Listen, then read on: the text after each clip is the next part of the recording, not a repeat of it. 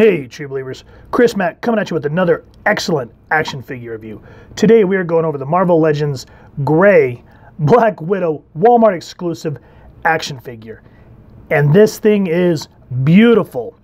I love all the accessories she comes with.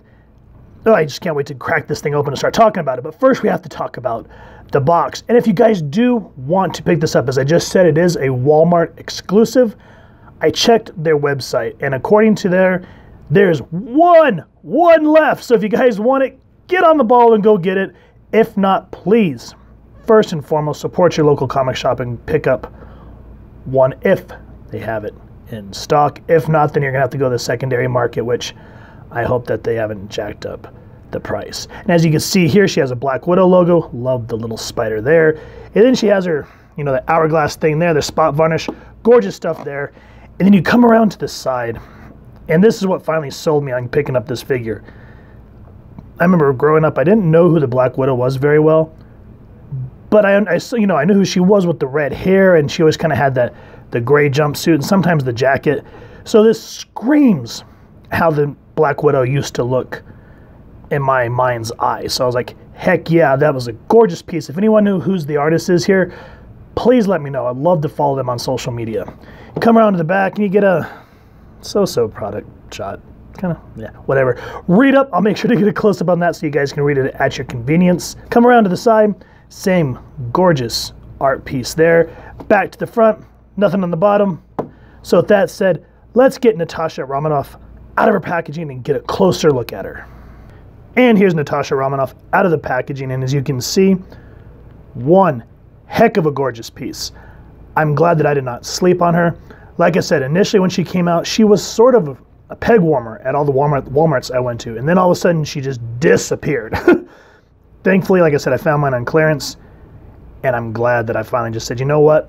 I need a Black Widow for my Avengers team, because this one, all the accessories that she comes with, the awesome addition of the cape, the jacket, and the jetpack, and just everything about this figure, the comic accuracy, just blows me away, and I'm loving it. Each time I get to pose her, it just, yes, it's exciting. So with that said, I'm gonna get her here off the stand and we'll take a closer look. So a quick backstory on Natasha Romanoff, the Black Widow. Her first appearance was Tales of Suspense number 52 from January of 1964. And she started out as an Iron Man villain, which I thought was really interesting. She came from Russia because, this was the Cold War era, so what do you expect? But they never referenced anything about the Red Room, etc., so forth. She was just an operative, so I'm assuming that was later down the line and how they retcon history, so that makes a little more sense. She also apparently had a relationship with Hawkeye, which I never knew, which made a little more sense when you kind of see their relationship in the movie, even though they're friends, which was sweet, but c'est la vie. She donned the black uniform that we all know her from an Amazing Spider-Man number 86 from July of 1970. And I love when she dons it, she goes, this costume will be more in keeping with the swinging 70s. Yeah, baby. Jeez, whatever. She joined the Avengers in issue 111, May 1973, and wanted to reassess her relationship with Daredevil? Some of these relationships I've never even known. It was fun reading through some of these back issues and just going, wait, what? So yeah, her and Hawkeye were villains together, and so it was kind of nice to see them come to the team. I knew Hawkeye was a villain there for a while. The first appearance of this gray uniform was Avengers 239 from October 1983, but that was when it was just a gray suit. And she had the Widow on the back. The jacket, however, you can kind of look at it in issue 357, and it seemed like in the 90s, no matter what comic series, everyone seemed to have like this bomber jacket going on. That's why Cyclops had it, but out of all of them, Cyclops really made it cool, and Nat kind of can rock it as well. The last issue I do want to reference that is a great read is the Uncanny X-Men 268 from September of 1990. And this is where Cap and Wolverine team up during World War II, and they save a young Natasha from being indoctrinated, I haven't had enough coffee, into the Hand. So if you haven't read that one, excellent read. And I believe with Claremont writing on that, it was Jim Lee doing the pencil. So damn good issue. Now with that, let's look at the accessories that this character comes with. And what's cool is I like when they do these exclusives because it kind of gives you a chance to, or it gives at least Hasbro a chance to give you a little more. So for example, you know, her primary weapon are her wrist shooters. And I like that these extra ones that they give you have like these clear smoke, like after she just shot something like that. So very cool idea. I love those. And then of course the blaster ones in the gold and the yellow, they really made it a point to focus on these wrist blasts. And I like that, again, the clearness of the firing.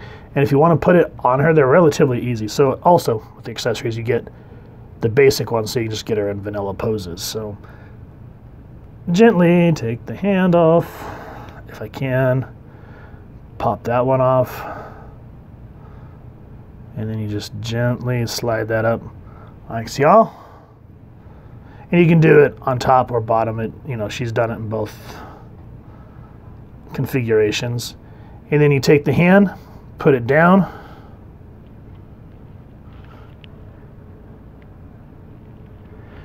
And look at that. Good stuff. Good stuff. I love those blasters. Those are epic. And then of course she comes with the more sultry hands for climbing or doing her hero pose. So those are cool. Both hands look like that. And then of course she comes with fisted hands, which I kind of wish you get like also some trigger fingers in case you wanted to give her a gun, but I guess they figure her blasters were enough. The last thing that she comes, well, yeah, last thing essentially that she comes with is this jetpack. It's a S.H.I.E.L.D. jetpack, which is really cool.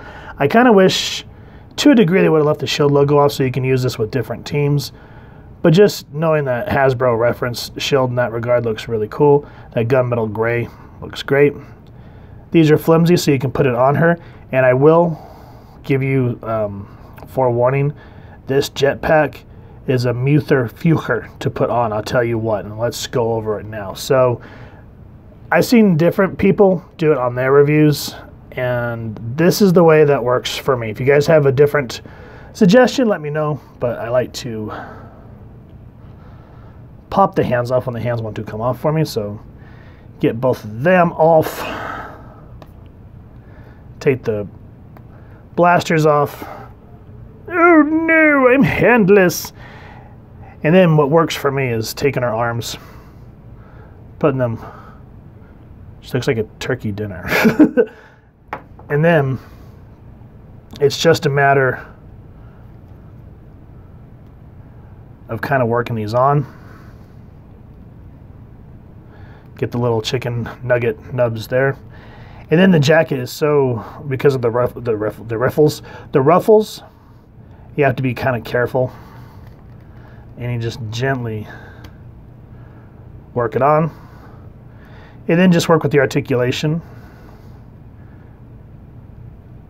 And boom! Yummy! We got Natasha rocking her jetpack. And I was watching, I think it was X-Manny86's review. Where's the 87? I forget, so forgive me on that. But anyway, he tried putting this like on a male character, and he was talking about how this only works for female characters. So it was just kind of, you know, if you guys could have made this universal, so if you wanted to put this like on Cap to fly along with, what is his name? Iron Man. Or something like that. So it kind of sucks that it only works for the more petite build figures, and you're just like, whatever. And the last thing that's neat that comes with the jetpack are these nice fluorescent flames. So you just pop them right there. And there are two of them. So when you take everything out of the packaging, make sure to be careful on where you put it. And just look at that. That looks great, guys. I'm excited. I'm glad that I did grab this figure. But yeah, these accessories are hella delicious. Now let's see if we can get the backpack off. So same concept. Put the chicken nugget back like that. Let's see. I think, did I do it this way? It's always a guessing game.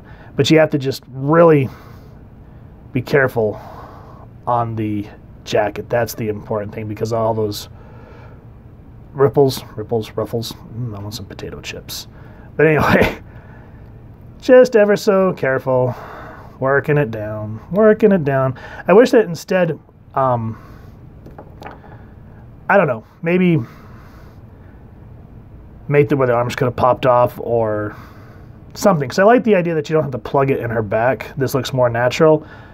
But I don't know, popping off the arms so you could take the jacket off, or I don't know, just something. That would have been a nice way to kind of offset the frustration of that. Anyway, paint apps. Moving on. This face sculpt. And what I will say right off the bat about this particular figure is it's nice to see a Scarlet Witch, wow, a Black Widow that is not Scarlett Johansson. Now, don't get me wrong, she played the character well, and she's a very attractive looking woman, but it's nice to find something that was comic accurate instead of all these other figures where, I don't know, that's where it kills me with movie figures, because I want something that looks like it leapt off the pages of like the Avengers or the X-Men, etc., so forth. So that green in her eyes, very well done with the black, the red eyebrows, they kind of double different colored gradation of the red lipstick, so you can kind of see where her upper and lower lip are different. The short red hair looks nice, all very nice black washed hair to kind of give it an offset so it looks more realistic. And then what was funny, because again, 90s, is not only does she have the bomber jacket, but she has to have these collars, which these were on her original gray uniform. That Black Widow design looks nice, and I know different characters are different versions of the figure, and depending on the comic that you're reading. But that Black Widow just right on the left chest looks good. The gray all around, very nice. I do wish that they would have put that stupid legal stamp on the foot instead of right here, because then you have to play hell to hide that stuff, which is irritating. I like this gold belt, that's really nice. Very like Batwoman-esque. The jacket looks nice. I love that A on there. Just very well done. The brown of the jacket looks good, and what's frustrating is if they were going to just commit to the bit and not let you be able to take the arms off to put like some regular gray arms on, they should have browned this up instead of putting that gray right there, because then it just looks like she's wearing a vest, but then it's like, why are her arms brown? So it is what it is. The other thing that kills me is I wish you could take off the jacket, because again, when Black Widow's just rocking her regular gray suit, she had her Widow on the back, which you can kind of see here, but it doesn't go all the way up. It just stops at the lower back. It doesn't go all the way up to her shoulder blades. So it's just like, why waste time painting it? And then they didn't give the red Black Widow dot like they did with the one on the chest. So that's probably the only part of the paint apps that really irritate me. But overall, letting that slide, very well rendered, gorgeous piece. And I'm very thankful for how bendy this figure is. The one thing though is if you do want to put her in the Scarlett Johansson pose, that with this particular figure, it's somewhat doable, but it's a pain in the butt. I'm not going to try to do it right here, but you can at least get the concept. So for her head, look at that, all the way down. And then what I like is even though she has these double collars, I'm like, what are those things called? She can look up that high. And again, one thing I wanted to reference that I did miss in the paint apps is I love how this red hair here just curls down over her right eye. Just very much gives that femme fatale. Like I was sitting here getting ready to the articulation, going, oh, I didn't even reference that. I thought that looked really nice. So anyway, that aside, arms do spin 360. Can go up that way. That way. I'd probably call that about single jointed elbow. Yeah, it is what it is. I am glad though, however, that she's not have that stupid, you know how a lot of times I pointed out how this like cup right into the elbow and it looks so unnatural, so I'm glad that they got rid of it on her. It's kind of there, but it's not as pronounced. The arms, these things that are on your hand, your hand, that thing, it can spin all the way around, go down, go up, and then right there at the ab, you can spin her like that. She can go down about that much in the front, better in the back. Legs do go out about that much, and I'm losing focus for some reason. I think that's the camera's way of saying go get a cup of coffee. She can kick out all the way, which is good, but again, older figure, we are hindered by that obnoxious butt flap. So if you push her leg out to the side, you can get it up that high, but it looks unnatural unless you're doing it from the side. But from this way, you know, your real life butt cheek's not going to get in the way like that. Double jointed knees that almost come all the way up, which is good. Foot goes up that much, foot go down that much. And of course, ankle pivots. So aside from the butt flap, I appreciate that they really give you a nice range of motion with the Black Widow, not the Scarlet Witch. So I'll give that about an 8 out of 10 on the articulation. For size comparisons, here's Natasha up against the Zemu Build-A-Figure Wave Red Skull, the Ursa Major Build-A-Figure Wave Ultron, and the G.I. Joe Snake Eyes Origin Storm Shadow. And when you see her against the other Legends, she scales correctly, because you notice a lot of the female figures are usually a couple of inches smaller than their male counterparts. However, it's kind of weird that, you know, both of these waves are put out by Hasbro, and yet Storm Shadow here is just super, super teeny. He's probably, what, about 2-3 inches shorter than the male counterparts. So that kind of sucks. But again, you start playing with depth of field, kind of put Ultron back a little bit, it's not too bad. But say you want to put Storm Shadow up against Natasha here, it's not going to look too bad. That at least looks somewhat appropriate compared to Red Skull here. So again, if you're a type that just puts them on a shelf, if you play with, you know, depth, as I just said, you should be all right. But I don't understand why Hasbro decided that they want to make their G.I. Joe line smaller. It just weirds me out. But I'm glad that they're not 3 3/4 anymore. I cannot stand that size. Anyway, let me know what you guys think down in the comments below in terms of scaling, posing. How do you guys do your action figures? Do you photograph them like I do, put them back in the box? Do you put them loose on a shelf, or do you put them up on the wall, mint in box? Let me know down in the comments. This figure is awesome, guys. Again, like I said, I didn't want it when it first came out, but I'm glad that I just said, you know what, shut up, get yourself a Black Widow. This one is awesome. And for the most part, very comic accurate, which is, I'm always talking about, those are the type of figures I like to pick up. This Black Widow is definitely the one for you. The one thing I guess I could complain about is I wish that you could be a little more articulated with her to kind of put her in that Scarlett Johansson stance. Like, trying to do this was a pain in the ass. So I kind of wish there was a way that they could work the articulation where you can actually get her, you know, full on landing like she does in the movies, because it's just a really cool superhero pose, even though they tried to discredit it in the Black Widow show. So it's like, no, that was a cool pose. And that's why I tried to do that here for the ending. So if you love Black Widow, this is the figure for you. So if you've enjoyed it and you want this figure, please first and foremost support your local comic shop and see if they have it in stock. And if you've enjoyed this review, we really would appreciate if you take a moment to hit like, share, and subscribe. Helps the club channel more than you can possibly know. And if you wouldn't mind hitting that fancy little Black Widow bell next to subscribe, that way as we continue to upload content, you guys can come here to the Red Room. And we love to hear your feedback and talk with y'all down in the comments below, or our social media pages, which I'll make sure to leave the links down in the description. And with all that said, thank you all so much for stopping by.